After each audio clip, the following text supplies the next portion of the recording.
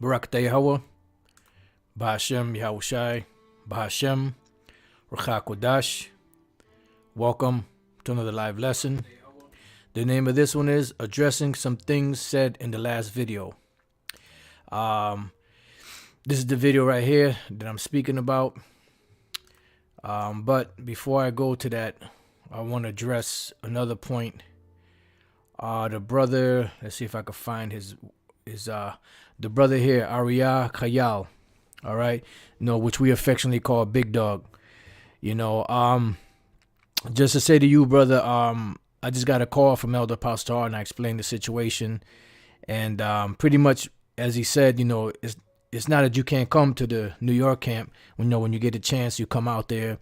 When you get back on your feet, you're going through some situations right now. So when you get back up on your feet, come on through. You're always welcome, but for now, since the brothers in Jersey are a little closer to you, that way you can hook up with them, bring out precepts, build with those brothers, you know what I mean? And then that way, in the meantime, in between time, you could still be out at the camp, with those brothers, speaking with them and bringing out precepts like you always do, so I just wanted to address that to let you know that, the second point, is there was a video that I did earlier called The House of David and the House of Saul. And I had mentioned, and Elder Pastor called me for that purpose. I had mentioned that HODC, that they kicked King Masha out and they shouldn't be calling themselves the House of David. I stand corrected, and I want to apologize to those brothers for what I said earlier, because I forgot that, I didn't really remember how the whole thing with the split went. I know that there was a split with us during the Cornelius councils and we got kicked out. And I thought that eventually they all kicked King Masha out, but it was Nate and Yash and them that kicked him out. But Barak and, Bunyamyan and them brothers, they went with King David. And because when King David passed, King Masha passed, they were the ones there that did the funeral for him. So I want to apologize to those brothers. And I wanted to say, Salakia, I've totally forgot about that. It wasn't done out of malice. It was just done out of, dealing with the house of David and with the house of Saul. So you brothers, just forgive me for saying what I said earlier. And like I said, it wasn't out of malice. I wasn't trying to be, wicked or nothing like that. It's just I totally honestly forgot about that. But those brothers did do a great thing because they actually, helped to bury King Masha, when he passed, and Elder Pastor had us back then, to get a little collection up to help with his widow, which we ended up, I forget if Elder Pastor Hard did it or I forgot how it went down, but somehow she got the money that we put together for her after her husband's passing. So once again, I just wanted to apologize to the HODC for what I said earlier. It was not a malice.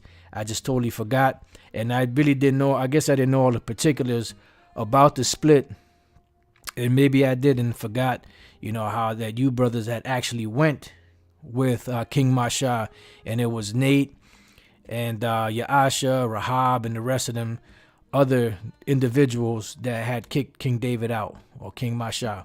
All right, so it's pretty much, I'm not bringing out any precepts or anything like that.